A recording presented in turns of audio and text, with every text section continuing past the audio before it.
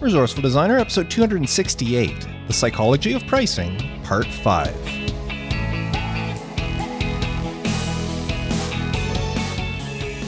Welcome to the Resourceful Designer podcast, offering solutions to streamline your graphic and web design business so you can get back to designing. And now, your host. He hopes this podcast is making you a better design business owner. Mark DeCote. Well, why else would I be doing this? I mean, I love my life as a design business owner. And even though your vision of what a design business may be, and it may not be like mine is, I'm still hoping that what I share with you each week on this podcast is a benefit to you. And if it is, please send me an email. I would love to hear from you. feedback@resourcefuldesigner.com. Let me know how I've helped you through this podcast. Now, this is week 5 of my Psychology of Pricing series, where I share research-proven strategies to help the prices you display convert into sales. Now, some of these pricing tactics work great for your design business, and many of them are perfect for helping your clients get more sales. So if you haven't listened to the first parts of this series, I highly suggest you go back and listen to them before continuing with this one. Now, I have to say, I did it again. I lied to you. I don't even know what the penalty is for breaking a pinky swear. But last week I told you that I would conclude this Psychology of Pricing series with this episode and the last tactics from Nick Colenda's article. And that was my full intention, until I visited Nick's website this week and saw that he had updated his site. And not only did he give the site a new look, but he also updated his article that I was getting this information from. He removed some of the tactics that I've already shared with you, including that one on hedonic products that I don't even know what that means, but that one is gone. And he combined a few of the other tactics that were a little similar, might have combined them into one tactic or one more comprehensive one. And he added several new tactics to the list. And it's that last one is why I'm, breaking a promise with you again.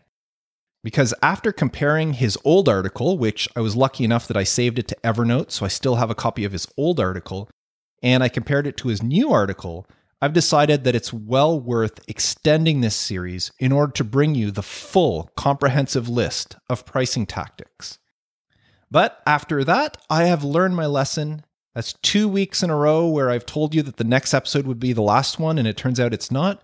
So I'm not going to make any promises this week that next week will be the end of this series. Although, there's a pretty good chance it is.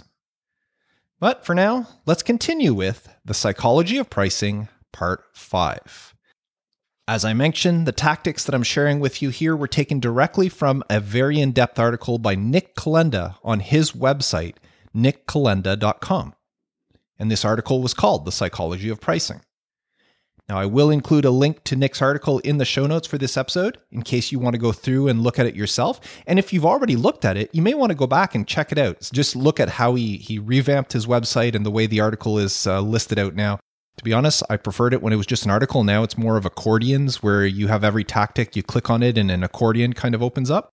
I preferred it when it was just one big article, but that's just me. But since you're here right now, I'll just keep going with the list. And tactic 35. Place low numerals after right-facing digits. Now, as a designer, you know how to create flow in a design. For example, if a person is looking to the right, you'll want to place their photo on the left of a layout. And if they're facing to the left, you'll want to place them on the right of the layout. This creates flow in the direction the person is looking, so they're focusing in on the rest of the content of whatever the layout, the brochure, the poster, whatever it is you're designing. And there are many, many ways to create flow in a layout, besides which direction a person is facing. And believe it or not, one of the ways you can do it is with numbers. A 2007 study determined that there are certain digits that face particular directions. The numerals 2, 3, 4, 7, and 9 appear to face towards the left. The numerals 1, 8, and 0 are facing forward or center, which leaves 5 and 6 as numbers that face towards the right.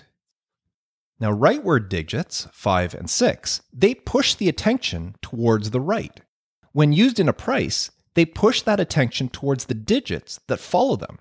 And since customers tend to round numbers up or down, you'll want to place a lower number next to a right-facing digit, causing customers to round down the price. Conversely, leftward digits, which are 2, 3, 4, 7, and 9, they push the attention towards the left, which means that large numbers placed to the right of them may actually get ignored by customers. So it wouldn't really matter what you put there. Now, this is one of those tactics that I kind of go, okay, I'll read it, I'll share it with you, but I'm not sure how much I buy it. But there was a study done on it that says that it does work, so who knows? Now, tactic 36 is insert alliteration into prices. Now, in case you're unaware, alliteration is the repetition of similar initial sounds within a group of words, such as Carl craves coconut cookies, which all start with the hard C sound.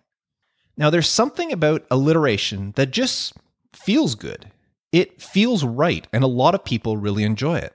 And that feeling can be misattributed towards another context. A 2016 study found that customers were more likely to buy products when alliteration was used. For example, 2 t-shirts for $20. The repetitive T sound makes the purchase feel right. So, whenever possible, try adding some alliteration to your sales. Now, tactic 37. Use round prices in the right context. Now, this is one of those tactics that Nick amended from his old article and his new one. In episode 2 of this series, I shared tactic 12, which was use the right amount of roundedness, which, if you boil it down, was use rounded prices for emotional purchases and non-rounded prices for rational purchases. Well, Nick added a couple of scenarios, which I thought merited me revisiting this one. There are 3 contexts that he says you should use when you're considering using round prices. One, which I already talked about, is emotional purchases. Because round prices just feel right, they are a good choice for emotional purchases over rational purchases. A 2015 study found that customers preferred buying something such as maybe a bottle of champagne whenever it was a rounded price, like $40. Whereas when buying something such as a calculator, they would prefer a non-rounded price, such as $39.72. Now, the second reason is for convenience purchases. Because rounded prices feel right, they also trigger that easy sensation, making a transaction seem easy and a good choice for them. A 2016 study found that using round prices on stuff like, say, point-of-sale items at a checkout counter actually increases sales, because it feels right and it feels easy, making people want to pick them up more. And the third reason to use rounded prices is for social benefits.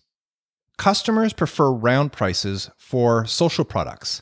Since round numbers are easily divisible, people confuse the numerical connectivity for social connectivity.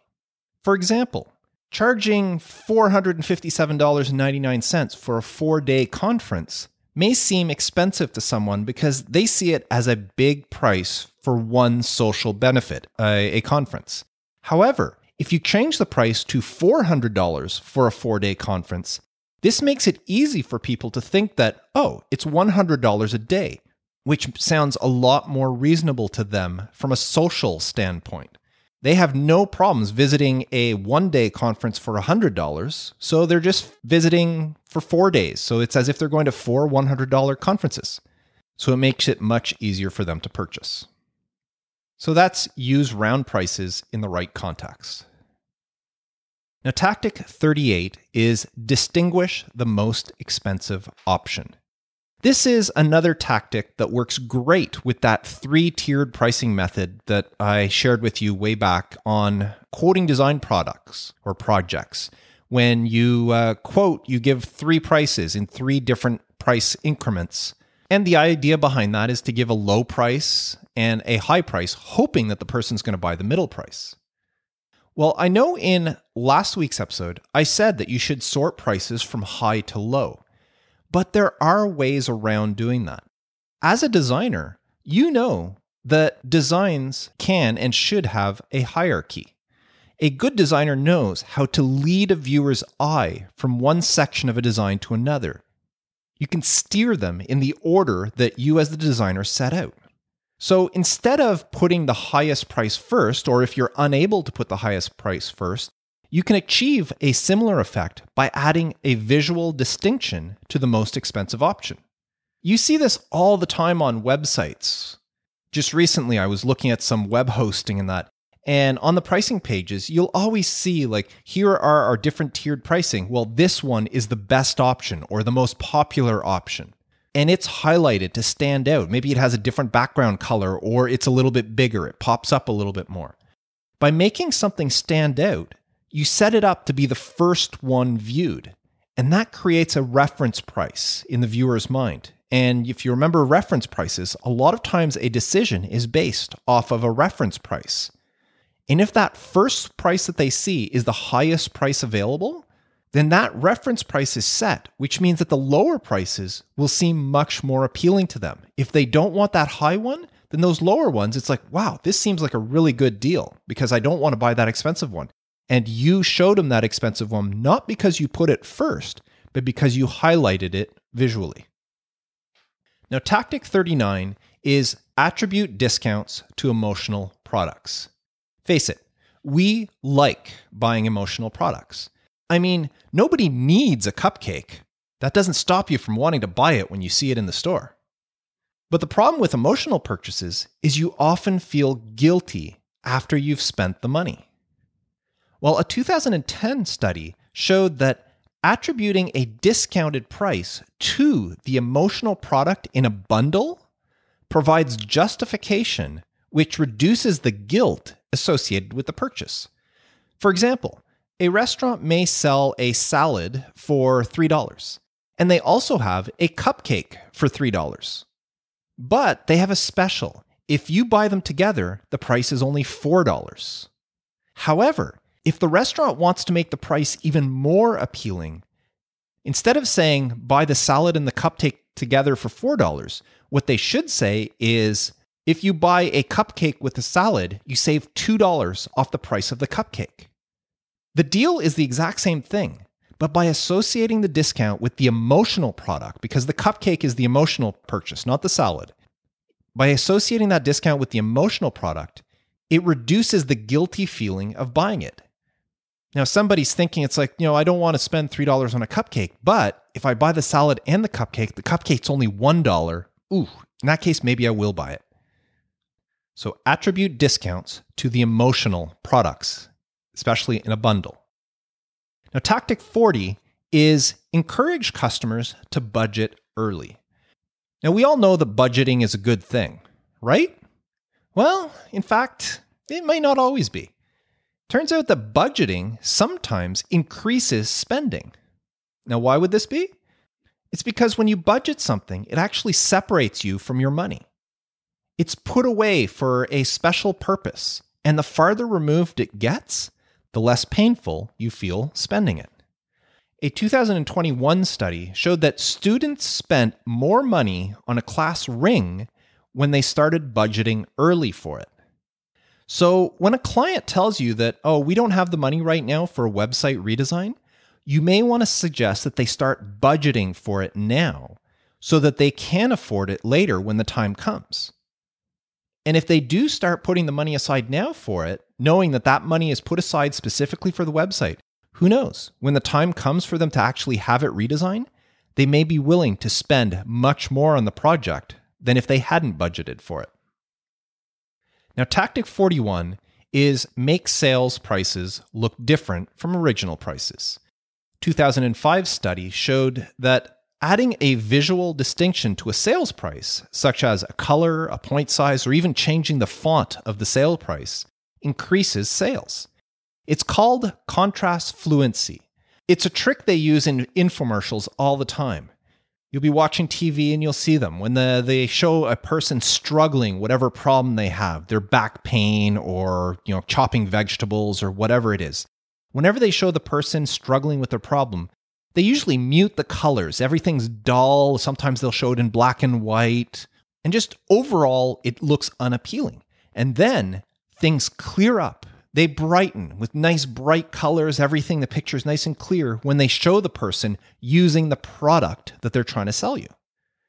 With contrast fluency, your brain misattributes visual distinctions to abstract distinctions. You think, this sales price feels different, so it must mean it's a good deal. So make the sales price look different from the original price. Now, tactic 42 is add space between discounted prices. This one, and including the next tactic I'm going to share with you, were two of the ones that Nick changed from his original article. I mentioned in the first episode of this series how people view numbers along a horizontal line. Well, a 2009 study showed that placing more space between an original price and the discounted price creates a cognitive confusion, which causes people to interpret the visual distance for numerical distance. So the further apart the numbers are visually, the further apart they must be numerically. So if you add space, a gap between the original price and the sale price, the larger that gap, the bigger the discount or the bigger the sale that people will think it is. There was another tactic that I hadn't actually shared with you from Nick's old list, which was kind of along the same lines here. And that tactic said that you should position sales prices to the right of original prices. And according to his old article, a 2013 study found that customers perceived a larger discount when the sale price was positioned to the right of the original price. So instead of putting $20 and then next to it original price $30, you're better off to put $30 original price on sale for $20. And the reason for this is it's easier to subtract two numbers when the larger number is first and the smaller number is second. And that brings me actually to the next tactic here, which is tactic 23, which states place a sales price below the original price. And that explains why the previous one that I just said of share it or put the sales price to the right, why Nick removed that from his list. It would have been confusing to have one tactic say put the sales price to the right of an original price and another tactic saying to put it below the original price. But I think both have merit depending on your layout. That's why I wanted to share both of them. So the reasoning behind this one, place a sales price below the original price, is the exact same reason that I shared with the last bit. By placing the sales price below the original price, it just makes it easier for customers to perform that subtraction. Now, tactic 44 is reduce every digit in the discounted price. Unlike words, people read numbers in a digit-by-digit manner. I don't know if you ever saw that paragraph of text where they kept the first letter and the last letter of every word the same, but then they scrambled the letters between them on every single word of a paragraph. And yet, most people could look at that paragraph, and even though all the words that individuals were scrambled, except for their first and last letter, they were able to read the paragraph. I know I've looked at it and I could read it no problem, because your brain interprets them as words and not individual letters. But when you're looking at numbers, the opposite is true. You look at a number, you're actually registering every single digit. Well, a 2008 study showed that reducing every digit in a sales price will actually increase sales. So if the original price is $85, you'll want each digit to be reduced by at least one, so the sales price might end up being $74. You reduce the 8 to 7 and the 5 to 4. Now, this tactic works great with larger numbers. So say a product that sold for $9,799 might be reduced to, $8,650. Every number in the price was reduced by at least one, if not more. And it works out to a discount of less than 12%. But it seems so big because each number in the price was reduced. Now, tactic 45 is offer discounts with a low right digit. When the left digit in both your original price and sales prices are the same, using a low right digit will make the discount seem larger. For example, if you take two different sales here, say there's one item with an original price of $19 and a sales price of $18, The other item has an original price of $23 and a sales price of $22. Now, even though both items are only $1 off, the $23 to $22 sale seems like a larger discount. And it's based on numerical cognition. You see, we compare numbers in relative terms. $10 off a $50 product is more appealing than $10 off a $500 product, even though you're saving $10 each time. It's the exact same discount, but the perception is it's a much better deal to save $10 off a $50 product, which it is and true. Now, the same mental process occurs when you compare small numbers with large numbers. A 2007 study found that because the number 3 is 50% larger than the number 2, it's perceived as a greater gap than, say, between 7 and 8, which is only a 14% difference. Therefore, dropping the number from 3 to 2 seems like a much better deal than dropping the number from 8 to 7. Now, that same 2007 study showed that even when an actual larger discount was applied to a price with a larger right digit, people still perceived the discount to being less than when a smaller discount was applied to a price with a small right digit. So percentage-wise, the prices with the large right digits, percentage-wise, had a bigger discount, but people thought it was a much smaller discount. Where when they had the prices with the small right digit, they would apply a small discount, but people perceived it as a much bigger discount. It's amazing how the mind works. Now, if you find that one a little bit hard to comprehend, try looking at it this way. And this is my interpretation, not anything that Nick wrote in his article. The way I see it is, when you look at the right number, the numbers between 6 to 10 get rounded up, or 6 to 9 get rounded up, and the numbers between 1 and 4 get rounded down.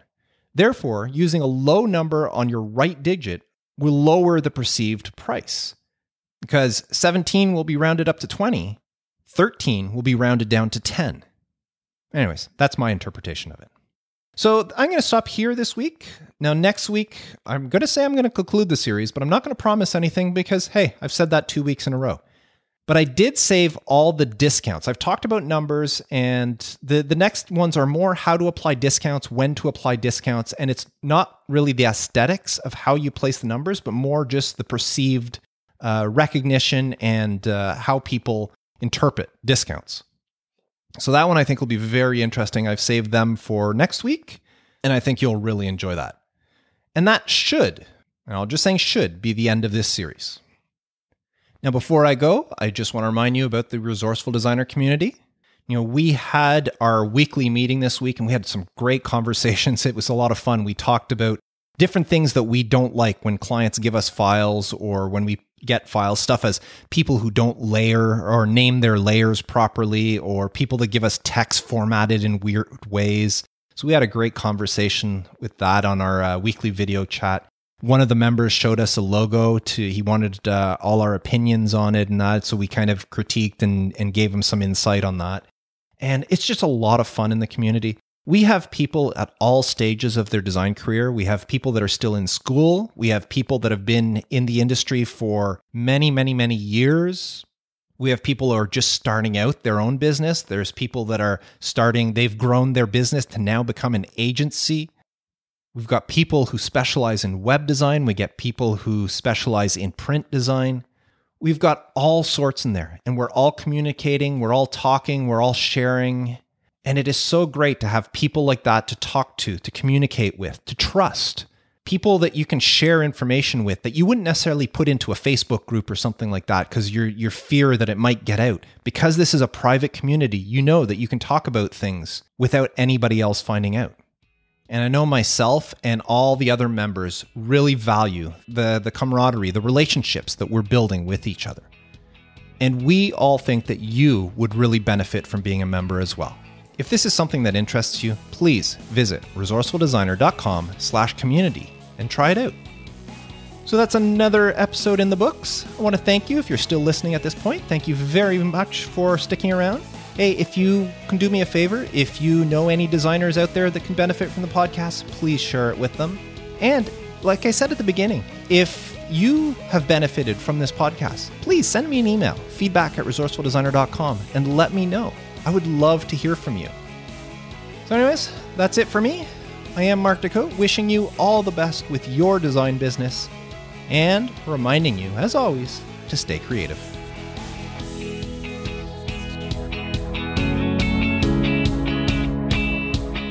Thanks for listening to the Resourceful Designer Podcast at resourcefuldesigner.com.